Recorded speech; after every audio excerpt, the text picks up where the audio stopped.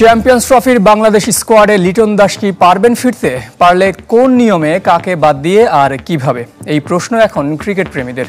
50-র পর সেঞ্চুরি, জাতীয় দলে ফেরার আলোচনায় লিটন দাস। সিদ্ধান্ত পরিবর্তনের জন্য অপেক্ষায় থাকতে হবে ফেব্রুয়ারির দ্বিতীয় সপ্তাহ পর্যন্ত।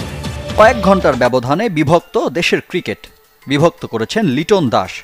চ্যাম্পিয়ন্স ট্রফির দল থেকে বাদ পড়ার কারণ যেমন যৌক্তিক ছিল, এক ইনিংস পর দৃশ্যপট বদলে দিয়েছেন এই উইকেটরক্ষক ব্যাটার। যারা এতদিন ট্রল করেছেন লিটনকে নিয়ে, তাদেরই কণ্ঠে এলকেডিকে জাতীয় দলে ফেরানোর আকুতি। সাবেকরাও পক্ষে বিপক্ষে আওয়াজ তুলেছেন। নতুন করে ভাবনায় পড়েছে নির্বাচক কমিটিও। দলে না থাকার সিদ্ধান্ত নিয়ে তেমন একটা সমালোচনাও হয়নি। হবেই বা কিভাবে? ঘরোয়া কিংবা আন্তর্জাতিক, টি-20, টেস্ট কিংবা ওয়ানডে, লিটন দাস আটকা পড়েছিলেন এক ব্যর্থতার চক্রে। সবশেষ 7 ওডিআইতে ছুঁতে পারেননি 2 অঙ্কের ঘর। বিপিএলে দুর্বার রাজশাহীর বিপক্ষে সেঞ্চুরির আগে সবশেষ 3 অঙ্ক স্পর্শ করেছিলেন পাকিস্তানের বিপক্ষে টেস্ট সিরিজে। তারপর সব মিলিয়ে খেলেছেন 17 ম্যাচ।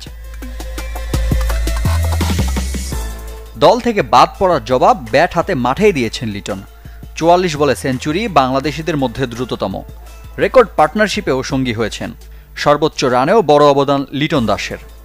এত কিছু করেও মন ভালো নেই লিটনের। অতীত ব্যর্থতা স্বীকার করেছেন, নিজের কাজ করে যেতে চান নিভৃত্তে। আমার কাজ হচ্ছে এখানে পারফর্ম করা, যেটা করতে পারতেছিলাম না এতদিন। আমি ওটার জন্য হয়তো আপসেট ছিলাম, কীভাবে ওখান থেকে ডেলিভার করা যায় পারফরমেন্স। ম্যাচের আগে যে মাইন্ড সেট আপ ছিল, ম্যাচের পরও সেম মাইন্ড সেট আপই আছে। আমি সবসময় একটা কথা বলি, আজকের দিনটায় অলরেডি পাস্ট। হ্যাঁ, আমি একটা হয়তো বা আমার কেরিয়ারে ভালো ইনিংস খেলেছি, বাট আমি নেক্সট ম্যাচ গেলে আবার আমাকে 0 থেকে করতে হবে। So back of the mind এটাই থাকবে যে আবার নতুন করে আমার ইনিংস গোছাইতে হবে। তো পরিশ্রম করবো, দেখা যাক কী হয়। তবে লিটনের বিকল্প হিসেবে যাকে বেছে নিয়েছে বিসিবি, তার ব্যাটে রান খরা। পারভেজ হোসেন ইমন এখনও বিপিএলে বলার মতো কিছুই করতে পারেননি। তাতে এলকেডিকে ফেরানোর দাবি আরও জোরালো হচ্ছে। তবে দল ঘোষণার পর পুনরায় দলে অন্তর্ভুক্তির জন্য সামনে সম্ভাব্য পথই বাকি।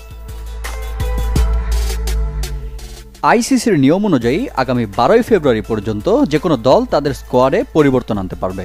সে হিসেবে লিটনের সামনে এখন পুরো বিপিএলে নিজের ধারাবাহিকতা প্রমাণের সুযোগ। ভালো করতে পারেনি বলেই বাদ পড়েছি বলা লিটন যদি মাঠে তার জবাব দিতে থাকেন, তবে চ্যাম্পিয়ন্স ট্রফিতে তার অন্তর্ভুক্তিও হয়তো সময়ের ব্যাপার। সেক্ষেত্রে কপাল পুড়তে পারে পারভেজ ইমনের। তাতে কি, চ্যাম্পিয়ন্স ট্রফির মতো বড় আসরে লিটনের মোনালিসার শিল্পে বুঁদ হতে কে না চায়?